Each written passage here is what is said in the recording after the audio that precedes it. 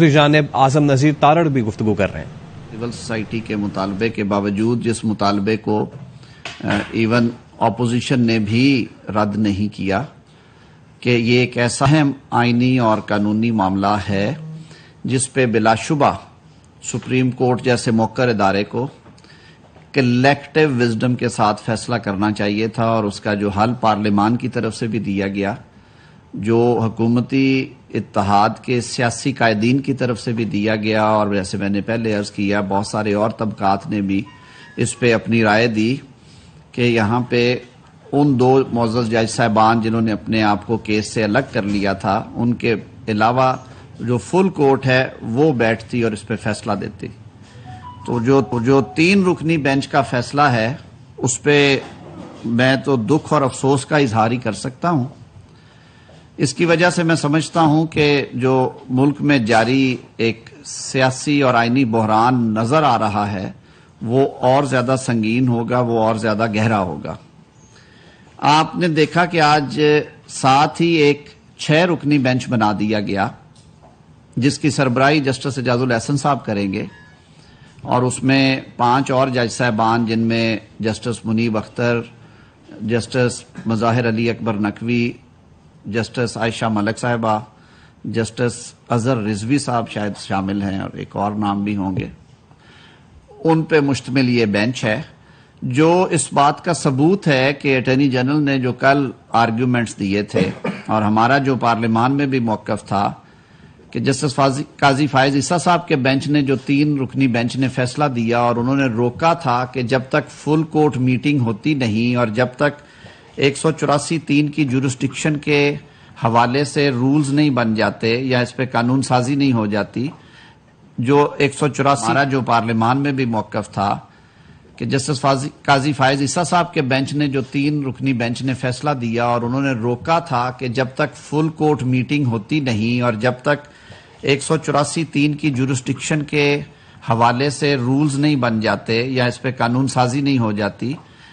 جو 184(3) کے مقدمات یعنی کہ از خود نوٹس کے مقدمات یا سپریم کورٹ کی اوریجنل جورسڈکشن کے مقدمات ہیں، ان پر سماعت نہ کی جائے۔ تو 3 رکنی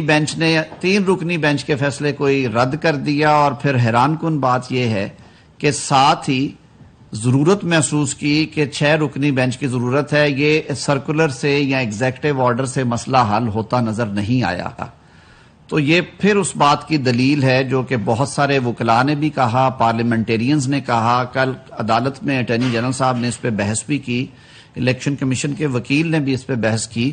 کہ جوڈیشل پروپرائٹی یہ ڈیمانڈ کرتی ہے، اور قانون کا یہ تقاضا ہے،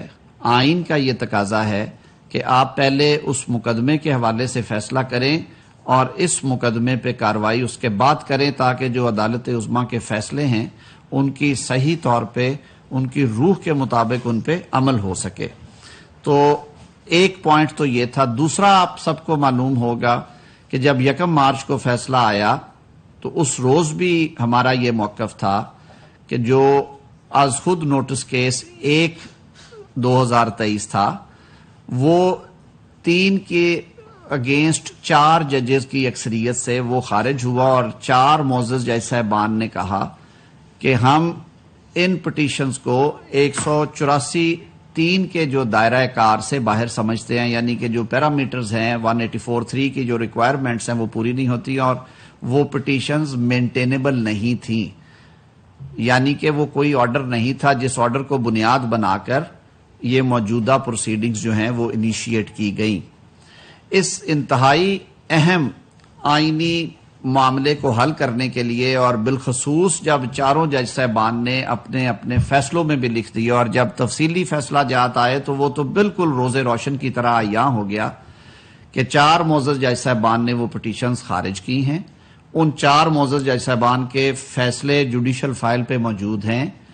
3 معزز جج صاحبان جو ہیں انہوں نے کہا کہ نہیں، یہ پٹیشنز مینٹینیبل ہیں، اور الیکشن کمیشن کو ہدایت کی کہ وہ صدر اور گورنر کے پی سے الیکشن کی تاریخیں لیں اور اس کے مطابق الیکشنز کروائیں۔ جو 2 جج صاحبان ریکیوز کر گئے تھے ان کے بارے میں یہ کہا گیا کہ وہ کہاں پہ ریکیوز کیا، اس کا سب سے بڑا ثبوت یہ ہے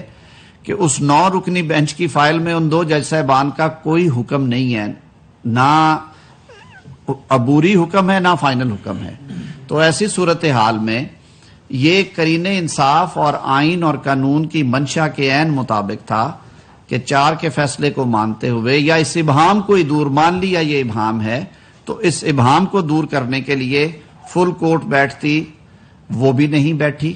اٹارنی جنرل صاحب نے کل ایک اور راستہ سجیسٹ کیا. انہوں نے کہا کہ جی اس معاملے کو حل کیجئے کیونکہ اس کا جو ملکی حالات جس سے ملک گزر رہا ہے اور جو ہمارے سیکیورٹی کے اور معاشی حالات ہیں ان میں اگر سیاسی اور آئینی بحران بھی شامل کر دیا جائے تو یہ ملک کی خدمت نہیں ہوگی، یہ اور مسائل بڑھائے گا.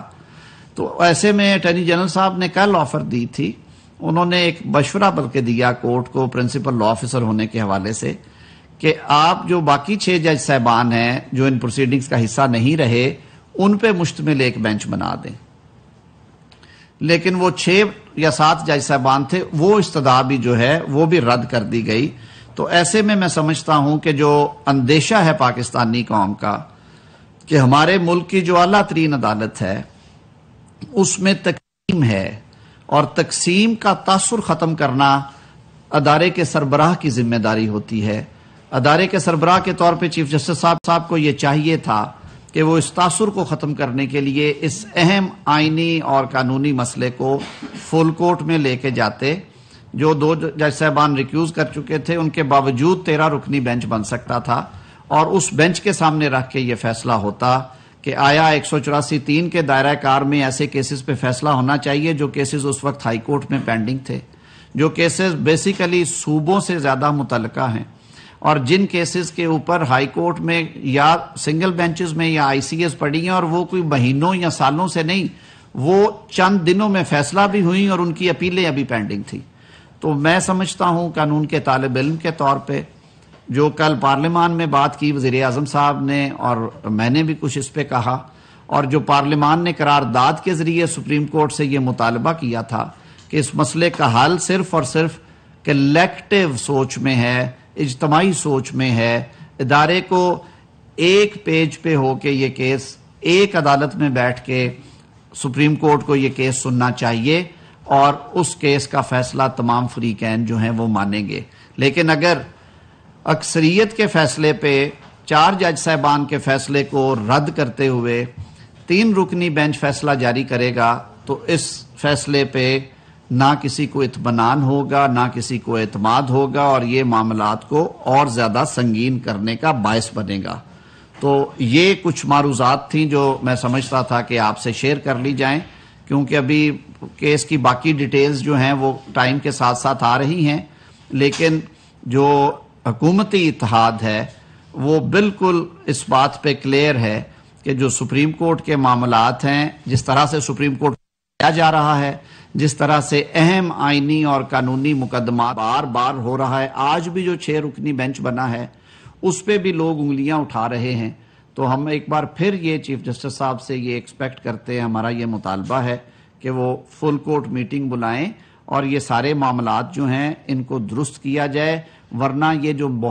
بحرانی کیفیت ہے یہ سنگین آئینی اور سیاسی بحران میں تبدیل نہ ہو جائے جو کہ پاکستان اس وقت اس کا متحمل نہیں ہو سکتا. بہت شکریہ. راشد حبیب صاحب ایئر وائس سے. یہ جو نیا بینچ بنا ہے 6 رکنی، یہ اگر قاضی فرینسس صاحب کے فیصلے کو انڈو کرتا ہے تو کیا اس کا ریٹروسپیکٹیو کبھی بھی نہیں ہو سکتا. اس کی وجہ یہ ہے، میں تو بات ہی یہ کر رہا ہوں، میری تو سمجھ سے باتیں کچھ بالاتر ہیں کہ اگر جسٹس فائز عیسیٰ صاحب نے جو روکا تھا 184(3) کے مقدموں کی سماعت سے، اسے سرکولر کے ذریعے سے آپ نے دیکھا کہ اس فیصلے کو رد کر دیا گیا اور پھر کہا گیا کہ نہیں یہ ہمارا انتظامی مسئلہ ہے. کل اوپن عدالت میں ہی کہا گیا کہ یہ معاملہ انتظامی نوعیت کا ہے. تو پھر کیا ضرورت پیش آئی کہ آج فیصلہ سنانے کے بعد 6 رکنی بینچ اور 6 رکنی دوسری جانب فواد چودھری بھی گفتگو کر رہے ہیں.